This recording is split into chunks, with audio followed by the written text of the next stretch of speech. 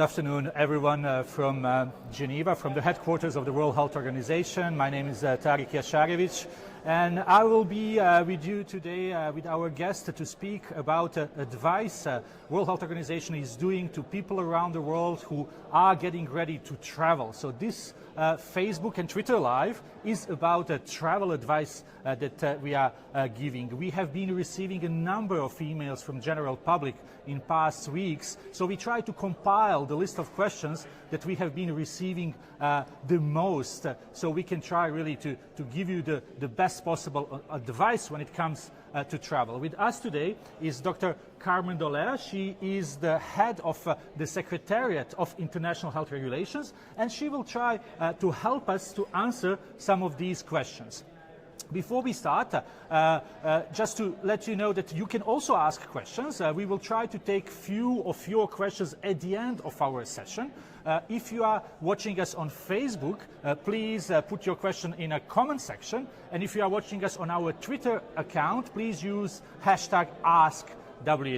So, Dr. Doler, thank you very much for being with us first. And let's start with a really most basic question people may have asking themselves: should I cancel my travel? No, no. So during this coronavirus outbreak, WHO has specifically said that there shouldn't be any travel or trade restrictions. This includes most places in China. The risk of being infected is low in many countries. The epicenter is still, as we know, in the Hubei province in China. Some countries, we know that they have issued quarantining of people coming home. This is usually based on a risk assessment identified by individual countries. Travelers should not really cancel their plans, but they should take into account the various restrictions that airlines have put in place when planning for their next trips. Thank you, Terry. Is cabin environment, plane cabin, dangerous in any way? No, absolutely not. We know that the virus so far is transmitted via droplets or fomites, which means a close contact with people that are infected and that are shedding viruses. It is possible that the virus can live on surfaces as well, but for a short amount of time. The best thing to do in a cabin is to practice proper hand hygiene, to wash hands properly with soap and water, or to use alcohol-based rub, and to use coughing etiquette, and to really keep the distance from people that are coughing or having symptoms. Well, you already answered my next question about measures people can take, but how different it is from what we recommend, let's say, for seasonal influenza? It's not different at all. Similar to the seasonal influenza, people should be practicing the regular protection measures for respiratory infections, which means, as I said, coughing etiquette. Make sure you sneeze and you cough into your elbow. Make sure you use a tissue when you sneeze or cough, and you throw away this tissue in a bin. Make sure you keep your hands clean, and make sure that you also have prepare your food using the regular food hygiene practices. Now let's talk about a very important group of people. That's people working in airplanes, cabin crews. What they should do, what precautions they should take? They should take similar precautions as the passengers. In addition, they should also be aware of the guidance that airline cruises and crews of airlines have put in place through the IATA, the International Association of Airline Transportation. They also have the need and requirement to care for suspect cases in the plane, and they have specific guidelines on how to do that. Meaning isolation of suspect patients, meaning keeping distance from passengers that may be in contact with them, providing the passengers that are suspected cases with regular materials for proper respiratory hygiene, meaning providing them tissues, allowing specific places for the passenger that may be sick in the plane. Now, we see lots of people using masks. How effective those masks are? The masks are very effective for protecting people that are sick from preventing them to shed the virus or to transmit the virus onward. For people that are not sick, masks are not very effective. It's also important to make sure you use the mask properly and to not touch the exterior of the mask, even if you are not sick. The masks are also important for people that are caring for sick passengers, which is sick travelers or sick people, which is the healthcare workers. So it will be important that people that most need these masks have the access to the masks. Thank you very much. Now, we see lots of stigmatization of people of Asian origin during this novel coronavirus outbreak. So, question we get, for example, I see lots of tour groups from China. Should I be worried? No, not at all. The virus originated in China, in specific provinces in China, and the Chinese authorities have taken extraordinary measures to protect the world for spreading externally the virus. That means that people from other provinces are not at high risk, and they shouldn't be discriminated or stigmatized for just being coming from a country that has one province with large numbers of outbreaks. What precautions should be taken by airport workers? Airport workers should practice the same hygiene protection measures as for any other workers. For the moment, we know that the virus can subsist for maybe half an hour on external surfaces, but this shouldn't. There's no evidence that the virus can be transmitted by just touching the luggage of other people. So airport workers should also be aware of where they can have the protection equipment. They should be aware of the rules and the procedures that are in place in the airports in line with the regulations of international health regulations, and should themselves protect themselves from getting the virus through the regular measures that we have mentioned before. Thank you. We'll continue with our questions. We are receiving lots of questions from you watching us on our Twitter account and on our Facebook page. Some of those questions I see we have already answered. Maybe we will answer others, and we will try to get few of yours. Next question is, what about hotel rooms? People who are traveling, what precautions they should take when being in a hotel rooms during the travels? Being on travel in a hotel room is similarly an issue of practicing personal protection measures. So it should be careful to wash the hands properly, to use alcohol-based rubbing of the hands. Make sure that the food hygiene practices are also taken into account. And there is no specific requirement for being in a hotel than being in any other place while a traveler. Similar protection for regular people or regular travelers have to be taken for any as if for any other type of respiratory infections, as we mentioned before. Should I avoid crowded places like airports in general? If you have to travel, you have to go to the airport. However, if you want to reduce your risk of being infected, it's true that staying away from people which may be suspected cases, it may help you to reduce your risk. This is a very interesting one, and I think it would be really good to answer. If I was on a flight with someone who was subsequently confirmed as an infected person with the novel coronavirus, what should I do? As a passenger, and if somebody in your plane has been suspected of having a coronavirus, the passenger crew knows the rules, the procedures, and they would ask all the passengers sitting 2 rows behind or 2 rows ahead of these suspect cases to fill in what they call a personal locator form, which is a form where you provide your contact details in case the authorities need to contact you. If you indeed need to be contacted as if the case turns out to be positive, you would then turn to be a contact of a case, and you would need then to take precautions yourself and monitor yourself for 14 days for symptoms like fever, coughing, shortness of breath, or general fatigue. And we were talking so far about planes, but we get questions about cruise ships. So the question is, how about cruise ships? Should those travel plans be cancelled? No, it's a similar situation as with the planes. If precautions are taken for the cruises, particularly to have on board of the cruises a preparedness have preparedness measures on board of the cruise and be able to provide attention to the potential suspect cases on the cruise ship, these trips should not be cancelled. And we are in discussions with the International Maritime Organization because we know that a number of ships are now in a difficult situation because of cases that have been detected on board of these ships. And we are discussing with the authorities from the International Maritime Organization how to address best the situation of the people on these ships. Thank you very much. We may now try to answer some questions from the public and questions that come regularly. You already touched upon that, but people want to be clear, is this airborne virus or it's just droplets? This is droplets. This is not an airborne virus.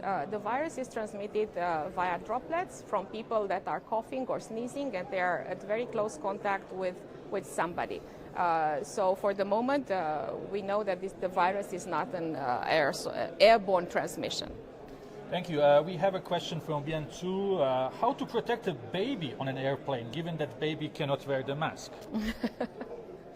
The baby should be protected by the parents in the same way that the parents are protecting themselves. So keeping them away from people that may show symptoms, that may cough or sneeze. Try to keep the baby close to the mother or the parents so that he or she doesn't get into contact with suspect people on the plane.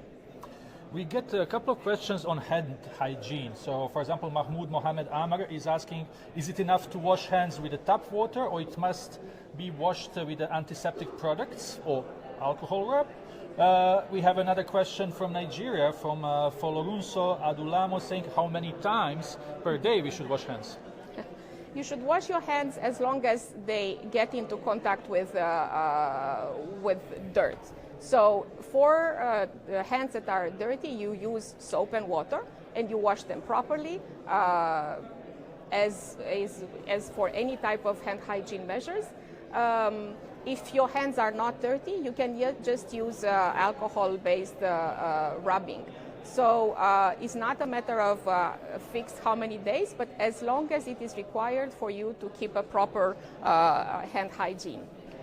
Now, again, we go back to the cabin crew members, and Laurent Smart is asking, what are the risks to cabin crew in enclosed environments? So cleaning toilets, close contacts with the passengers?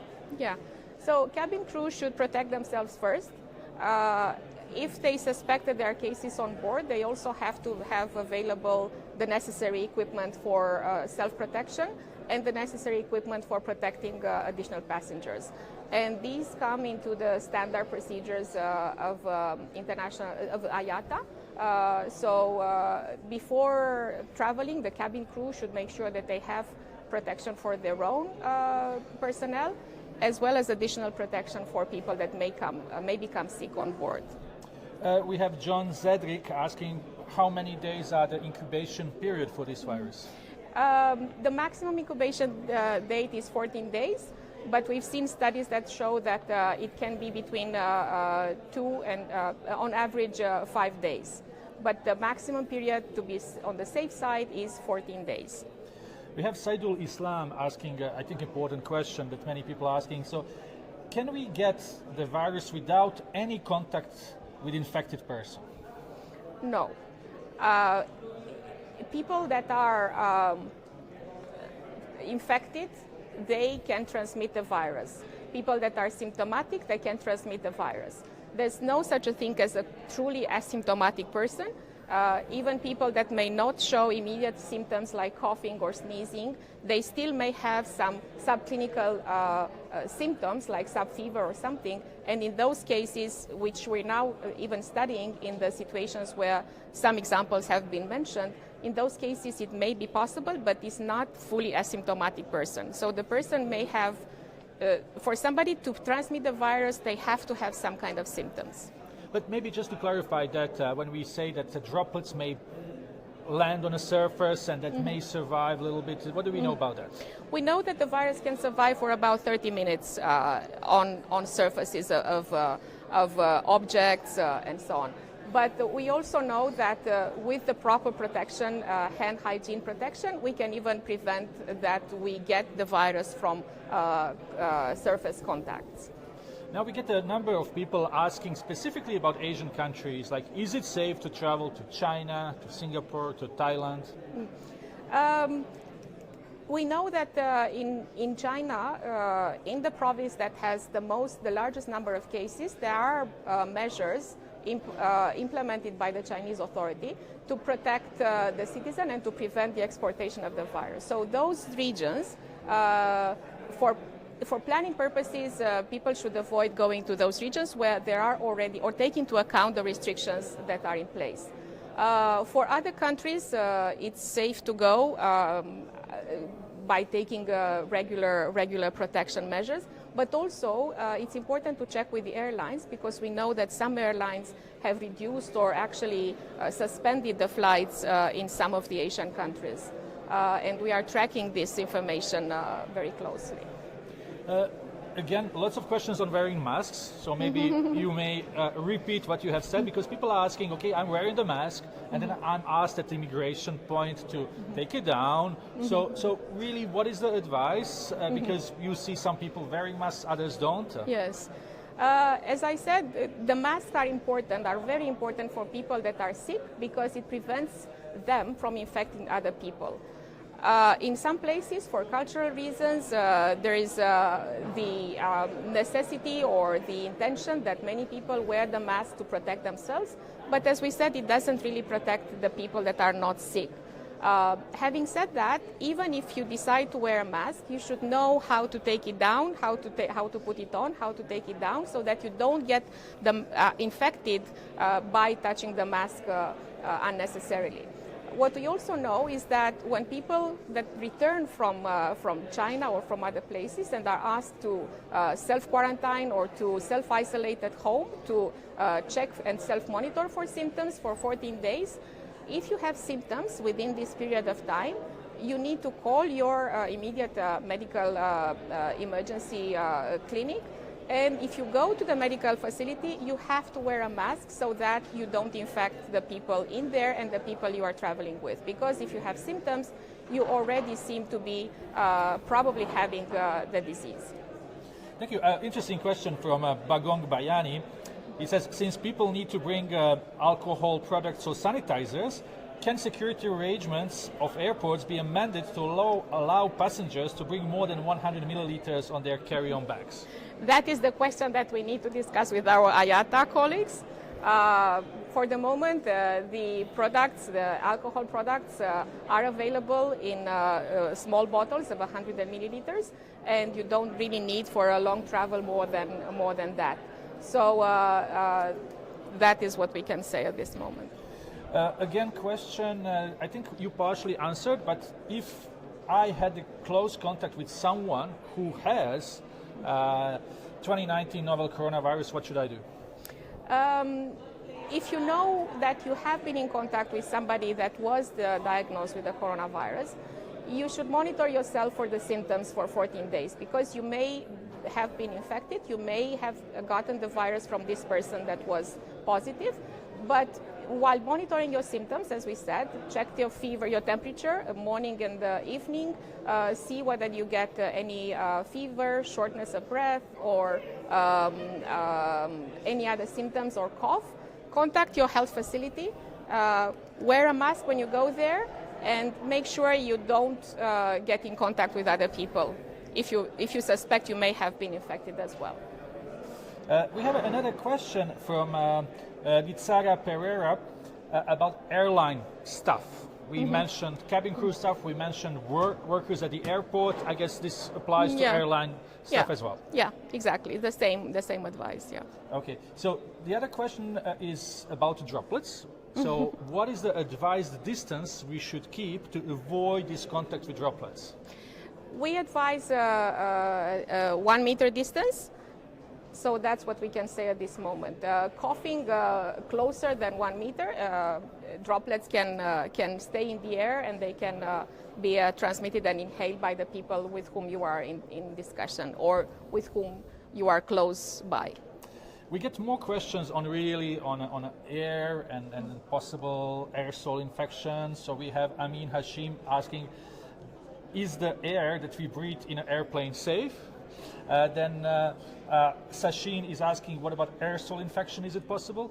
So just to repeat again, yes, although exactly. we answered those questions. We answered already, but just to say that the air in the cabin is actually clean and circulated, that there are specific systems to ventilate the air in the airline cabins.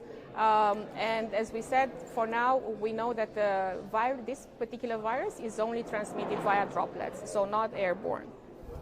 Okay, and that I assume when you talked about droplets surviving for a certain amount of time, that also talks about lavatory and bathrooms in a plane and how safe they are.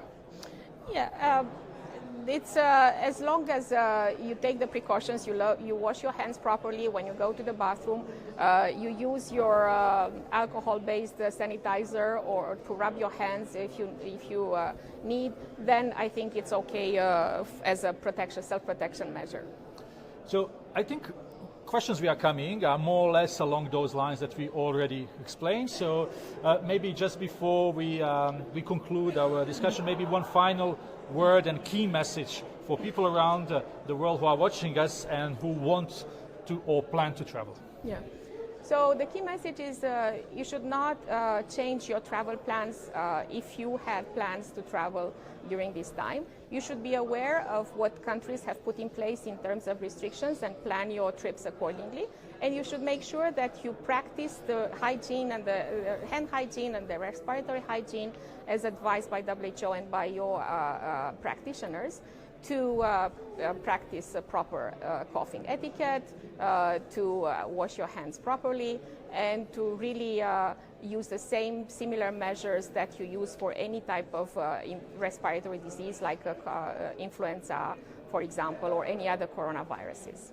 And maybe one message for our very important colleagues who work at the airports, who are working in airplanes and who are working for airline companies. Yeah, we also understand that they are also under a lot of stress and duress during this time, and we appreciate all the efforts that the airlines that are still maintaining the flights are providing, the efforts and their dedication they provide. We know that they also have the measures and the standard procedures in place for the crews and for the taking care of the passengers on board. And we appreciate their interest and commitment to apply all these procedures that we are also advising. Thank you very much. I would like to thank Dr. Carmen Doler, who is the head of WHO Secretariat of the International Health Regulations, for these extensive answers. I hope this was very helpful to all of you who were planning or plan to travel. We would like to thank all of the viewers who watched us on our platforms, Twitter account and Facebook Live. I understand that we had people online from India, Philippines, China, Nigeria, Cambodia, Afghanistan, Qatar, New Zealand, Emirates, Kenya, Afghanistan, South Africa, Italy, Papua New Guinea, Australia, Botswana, Vietnam, and many others. I wish you a very nice day and hope to see you soon again. Thank you. Thank you.